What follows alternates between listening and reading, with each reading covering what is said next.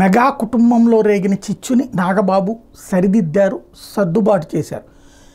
ఆ మధ్యన కరెక్ట్గా ఎలక్షన్కి ముందు రోజున, లాస్ట్ రోజున ప్రచారానికి, ఆ రోజున అల్లు అర్జున్ వెళ్ళి నంద్యాలలో అభ్యర్థి రవికిషోర్ రెడ్డికి మద్దతు ప్రకటించడం, తను మా కుటుంబ మిత్రుడు కాబట్టి తన భార్యకి భార్యకి సంబంధించినటువంటి బంధుత్వం ఉండటం ఏదో జరిగింది, ఆ కారణంగా ఆయనకి మద్దతు పలకడం, ఆ సందర్భంగా పెద్ద ఎత్తున జనం కూముకోవడం, ఇదంతా చూసాం.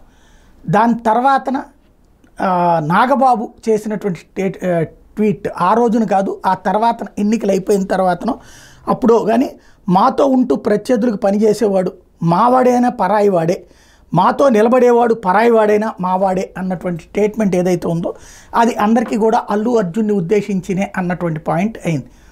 ఆయన దానికి ఎట్లాంటి వివరణ ఇవ్వలేదు, ఒక సస్పెన్స్ని క్రియేట్ చేసి తను చెప్పాలనుకుని చెప్పి వదిలేశారు. దాంతో అది పెద్ద ఎత్తున వైరల్ అయితే అల్లు అర్జున్ ఫ్యాన్స్ పెద్ద ఎత్తున విరుచుకుపడుతూ వచ్చారు. అందులో ఒకటి అల్లు అర్జున్ పేరుతో ఉన్నటువంటి ట్వీట్, అసలైతే అది అల్లు అర్జున్ పెట్టినట్టు లేదు, ఒక ట్వీట్ ప్రచారంలోకి వచ్చింది. మా నాన్నే కనుక లేకపోతే మీరు సైకిల్ పంచర్లు వేసుకోవాలన్నట్టు, అది ఆయన అన్నది కాదు, ఆయన ట్వీట్ చేసింది కాదు, కానీ అదొకటి ప్రచారంలోకి వాడుకలోకి తీసుకొచ్చింది వైఎస్ఆర్ కాంగ్రెస్ పార్టీ వాళ్ళ టీం. ఇది మొత్తం ప్రచారపు రచ్చ మధ్యలో ట్విట్టర్ నుంచి శాంతం వైదొలిగేశారు నాగబాబు. ఆ తర్వాత మళ్ళీ ఇప్పుడు నాగబాబు గారు మళ్ళీ ట్విట్టర్ రీయాక్టివేట్ చేసుకున్నారు, మొన్న డీయాక్టివేట్ చేశారు, ఇప్పుడు రీయాక్టివేట్ చేసుకుంటూ ఆ ట్వీట్ డిలీట్ చేశారని సింపుల్గా ఒక ముక్కతో తేల్చేశారు. తద్వారా ఈ సమస్య ఇక్కడతో ముగిస్తే బెటరు, అనవసరమైనటువంటి సంఘర్షణలు అవసరం లేదు.